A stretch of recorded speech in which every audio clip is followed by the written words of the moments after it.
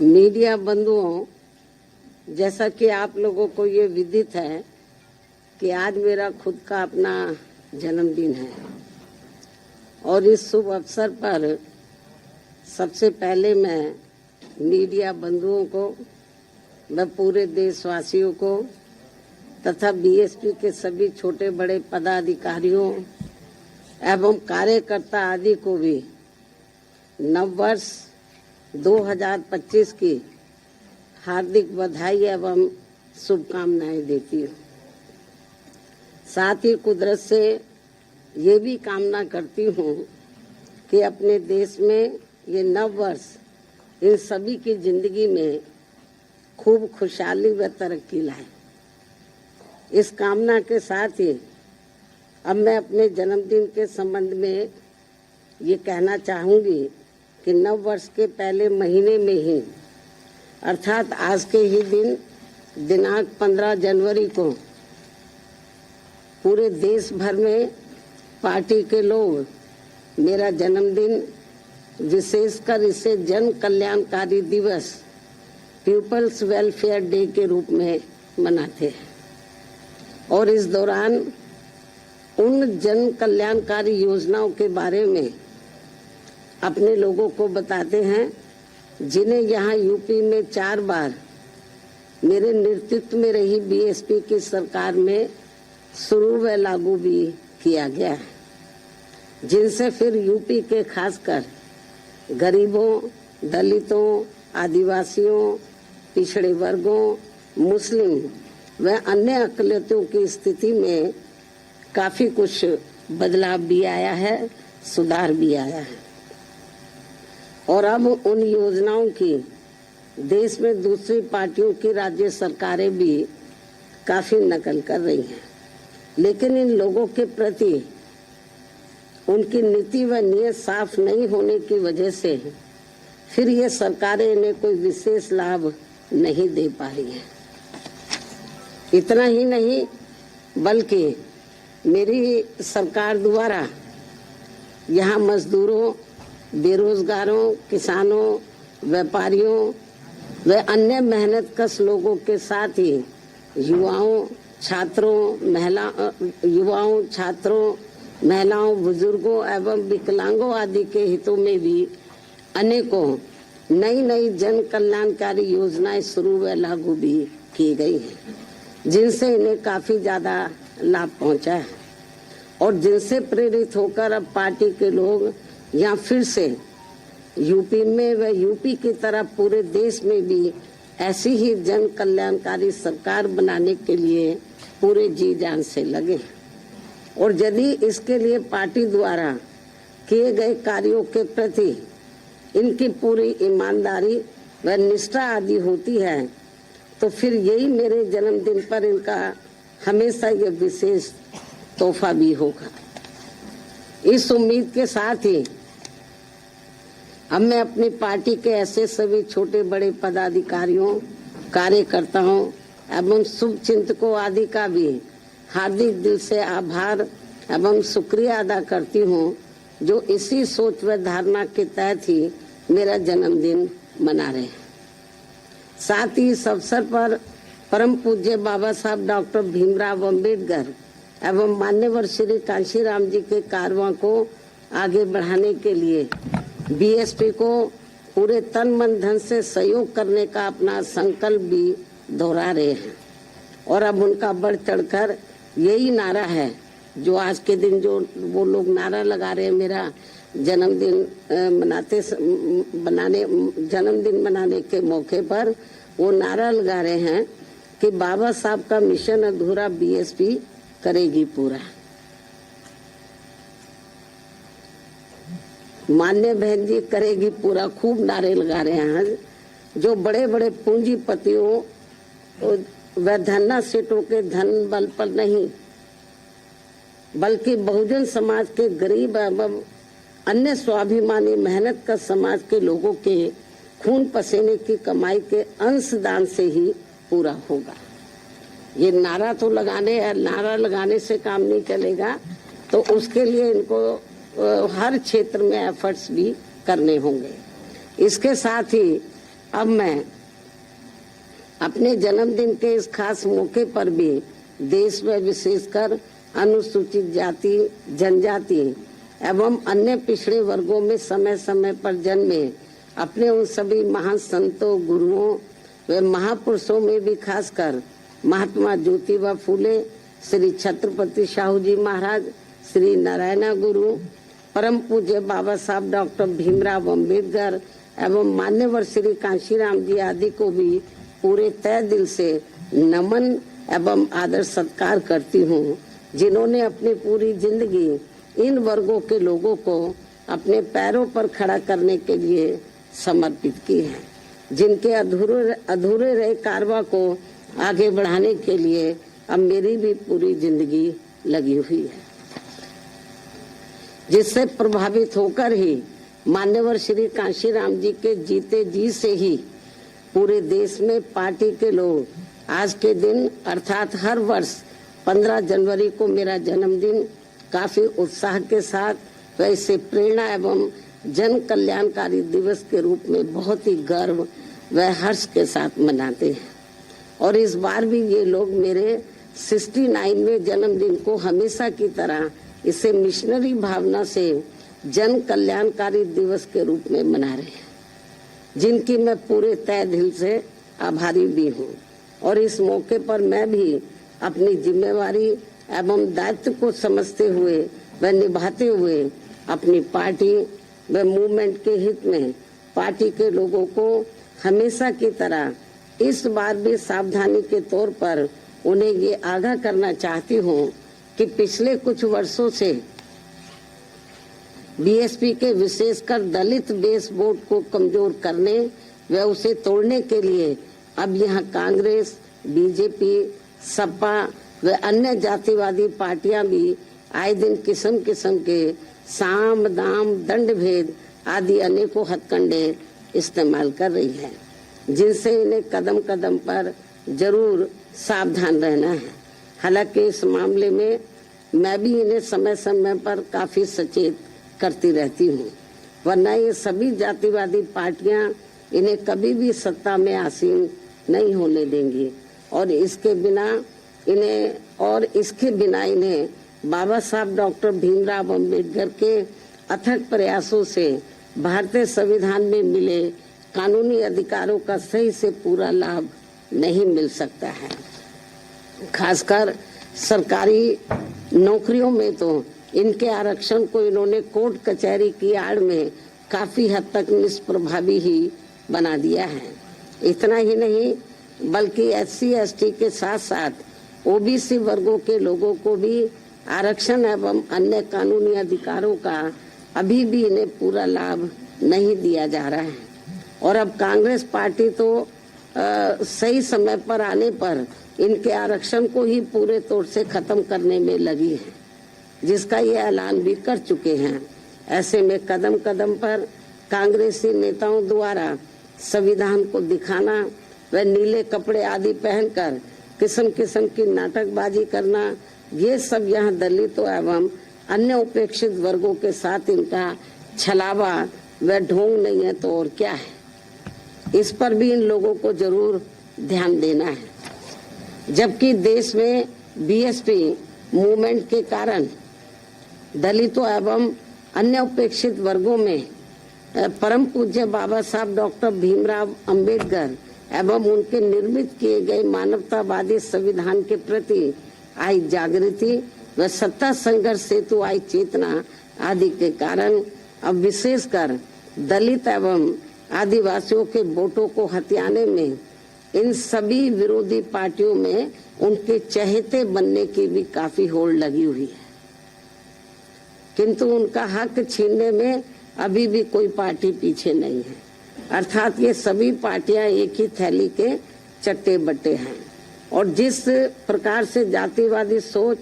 व द्वेष के तहत चलकर कांग्रेस पार्टी की सरकारों में बाबा साहब डॉक्टर भीमराव अम्बेडकर सहित बहुजन समाज के अन्य सभी महान संतों, गुरुओं व महापुरुषों का हर स्तर पर उपेक्षा व अनादर किया गया है तथा उनके अनुयायियों की हर स्तर पर अवहेलना की गई है, वह किसी से छिपा नहीं है और ना ही दलित एवं अन्य उपेक्षित वर्गों के लोग उसे कभी भुला सकते हैं। और इस मामले में भाजपा व उनकी सरकारें भी कोई पीछे नहीं है, बल्कि जिस प्रकार से इस पार्टी के वरिष्ठ मंत्री ने संसद में बाबा साहब का अपमान किया है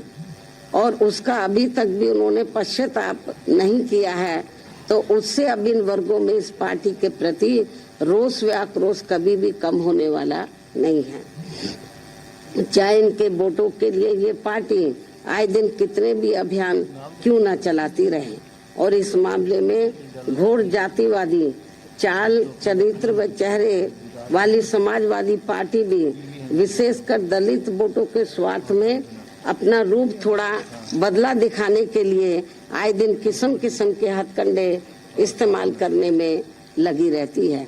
जबकि यूपी में इनकी सरकार में दलितों के प्रति अन्याय, अत्याचार व इनके महापुरुषों का हुआ अपमान आदि को भला कौन भुला सकता है। इससे ये स्पष्ट है कि बाबा साहब एवं उनके संविधान तथा उनके द्वारा मिले आरक्षण व अन्य संवैधानिक अधिकारों को लेकर दलितों एवं अन्य उपेक्षित वर्गों की राजनीतिक शक्ति बीएसपी से ही बन पाई है, किंतु इनके वोटों के स्वार्थ के लिए कांग्रेस, बीजेपी व सपा आदि अब आसानी से कामयाब होने वाली नहीं है, जिसके लिए ये पार्टियां आए दिन किस्म किस्म के हथकंडे भी इस्तेमाल कर रही है, जिनसे इन लोगों को हमेशा सावधान रहना है। हालांकि इन वर्गों के साथ साथ अन्य सभी मामलों में भी केंद्र व राज्य सरकारों की अधिकांश चल रही गलत नीतियों एवं गलत कार्य प्रणाली की वजह से ही अब देश की जनता काफी ज्यादा दुखी व परेशान भी है, जो ये आए दिन ऐसी सरकारों के विरुद्ध काफी आवाज भी उठा रहे हैं, जिनसे भी अब कोई हल नहीं निकल पा रहे हैं। ये भी बड़ी चिंता की बात है। रोटी रोजी के नए नए नियम कानून बनाकर उनकी आड़ में भी यहाँ बेरोजगारों को वर्षों तक नौकरियों से वंचित रखा जा रहा है। फिर चुनाव में उनका मुंह बंद करने के लिए इनको किस्म किस्म के लुभावने वायदे कर दिए जाते हैं, जिनसे इन्हें अभी तक कुछ भी हासिल नहीं हो पा रहा है। जबकि यूपी में हमारी पार्टी की 4 बार रही सरकार में हमने खासकर गरीब एवं बेरोजगार लोगों को किस्म किस्म के लुभावने वायदे न करके उन्हें सरकारी व गैर सरकारी क्षेत्रों में बड़ी संख्या में रोटी रोजी के साधन उपलब्ध कराए हैं, जिनसे आप सभी अवगत हैं। लेकिन दुख इस बात का है कि चुनाव में भोली भाली जनता अपनी पार्टी के इन सब कार्यों को भुलाकर विरोधी पार्टियों की गारंटी व लुभावने वायदों आदि के बहकावे में आकर पुनः ऐसी सरकारों को सत्ता में ले आते हैं, जिनकी शुरू से ही कथनी व करनी में काफी अंतर रहा है। इसके साथ साथ देश में दलितों, आदिवासियों व अन्य पिछड़े वर्गों को अब खासकर सरकारी नौकरियों में उन्हें आरक्षण का भी पूरा लाभ नहीं मिल पा रहा है, अर्थात अब इनकी ये सुविधा ना के बराबर ही रह गई है।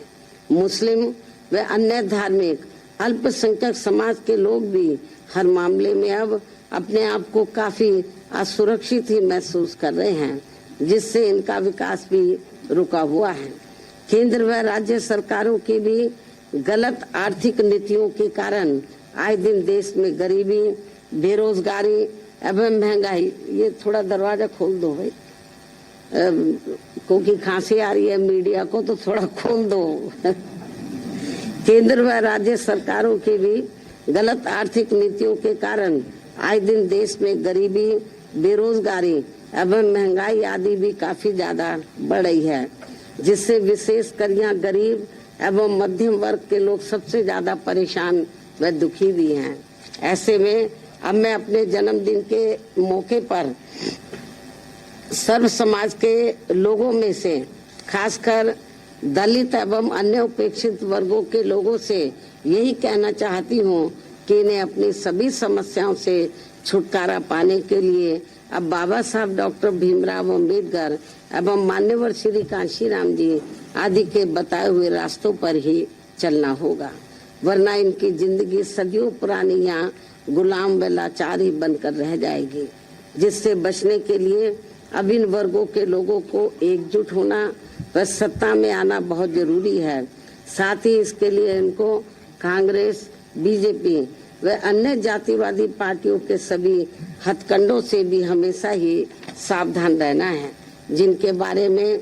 समय समय पर मैं खुद भी अपने लोगों को सचेत करती रहती हूँ। और अब मेरा यही कहना है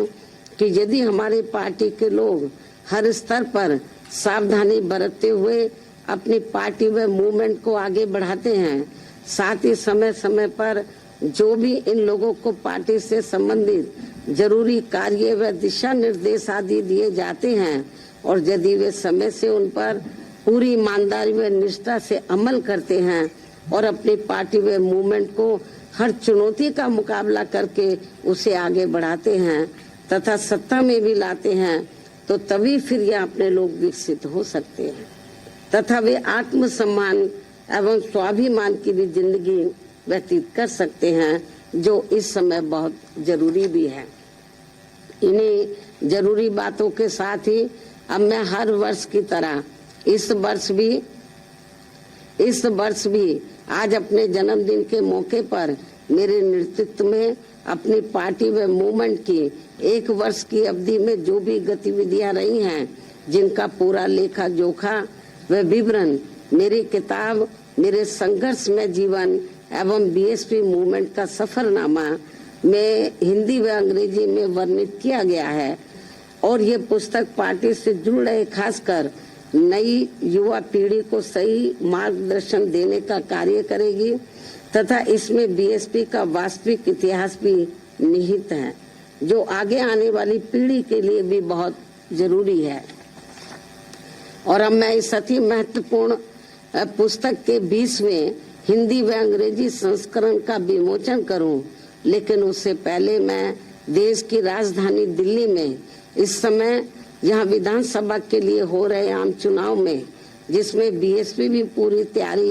व दमदारी के साथ अकेले ये चुनाव लड़ रही है और जिनसे मुझे ये पूरी उम्मीद है कि इस बार चुनाव में हमारी पार्टी पहले से बेहतर रिजल्ट जरूर लाएगी, बशर्ते यदि ये चुनाव पूरे तौर से फ्री एंड फेयर होता है और ईवीएम में कोई गड़बड़ी व धांधली आदि नहीं की जाती है, जैसा कि अधिकांश पार्टियां इसकी आशंका भी जता रही हैं। साथ ही आप लोगों को ये भी मालूम है कि इस चुनाव में दिल्ली में जो असेंबली का चुनाव हो रहा है, इस चुनाव में कांग्रेस, बीजेपी व आम आदमी पार्टी पूर्व की तरह इस बार भी जनता को अनेकों लुभावने वायदे व गारंटी आदि देकर ये चुनाव लड़ रही है, जिसमें काफी होड़ मची हुई है। जबकि इन पार्टियों ने यहाँ कई बार सत्ता में रहकर अपने किसी भी चुनावी वायदे को पूरा नहीं किया है। इतना ही नहीं बल्कि दिल्ली में अपनी रोटी रोजी के लिए बड़ी संख्या में खासकर नजदीक के राज्यों से और उसमें भी यूपी व बिहार से आकर अधिकांश झुग्गी झोपड़ियों में बसे लोगों के साथ तो यहाँ इन सभी विरोधी पार्टियों की रही सरकारों ने हर स्तर पर इनके साथ काफी सोतेला रवैया अपनाया है। कोरोना काल में तो इनके साथ काफी बुरा बर्ताव किया गया है, जिसकी जानकारी आप सभी को है। इसके साथ ही दिल्ली के गवर्नेंस को लेकर आप पार्टी की दिल्ली सरकार व केंद्र सरकार भी कोई कम नहीं है और कांग्रेस पार्टी तो इन दोनों की जननी है, जबकि व्यापक जनहित व जन कल्याण के मामले में सर्व समाज का हित बीएसपी में ही निहित व सुरक्षित है, ये सभी जानते हैं। और इसलिए दिल्ली विधानसभा आम चुनाव में सभी लोग बहुत सोच समझकर अपना वोट करें तो ये उचित होगा। हालांकि दिल्ली के करोड़ों लोगों की रोटी रोजी, हर प्रकार की सुख शांति, कानून व्यवस्था व अन्य बुनियादी सुविधाओं संबंधी देखभाल आदि के मामलों में केंद्र व दिल्ली राज्य सरकार की अलग अलग कानूनी जिम्मेदारियां हैं, जिसके अभाव को लेकर कोई सरकार अपने आप को दोष मुक्त नहीं कर सकती है। इसके बावजूद संकीर्ण राजनीति व चुनावी स्वार्थ के कारण आप व भाजपा आदि का रवैया जन व देश हित से परे गंभीर आरोप प्रत्यारोप व एक दूसरे को जन विरोधी साबित करने का ही ज्यादा है। साथ ही आए दिन की जा रही नफरती व भड़काऊ पोस्टरबाजी आदि पर चुनाव आयोग को तत्काल सख्त कार्रवाई करनी बहुत जरूरी है तथा इस चुनाव को आप भाजपा व कांग्रेस के लुभावने वायदों आदि से भी बचाना होगा। ऐसे में दिल्ली की जनता अगर आप व केंद्र सरकार एवं कांग्रेस पार्टी आदि से मुक्ति चाहती है तो उनको बड़े सुधार की तरफ अर्थात अम्बेडकरवादी बीएसपी को चुनाव में समर्थन करना व उसके उम्मीदवारों को जिताना बहुत जरूरी है। तभी फिर भारतीय संविधान के मूल निर्माता व खासकर SC, ST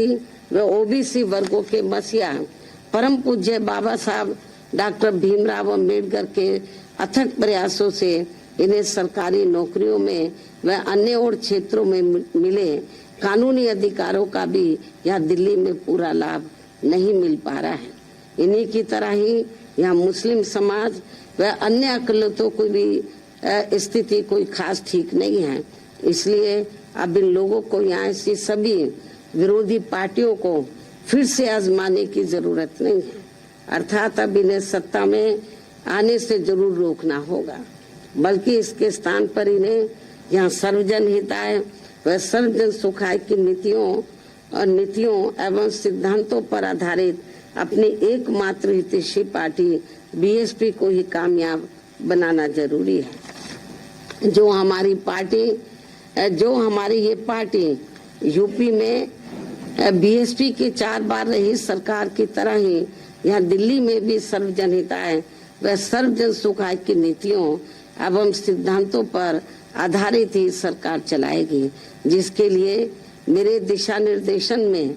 यहाँ पार्टी के यानी कि दिल्ली में जिसके लिए मेरे दिशा निर्देशन में यहाँ पार्टी के नेशनल कोऑर्डिनेटर श्री आकाश आनंद के नेतृत्व में पार्टी दिल्ली यूनिट के लोग तथा अन्य वरिष्ठ पदाधिकारी भी पूरे जी जान से लगे हैं।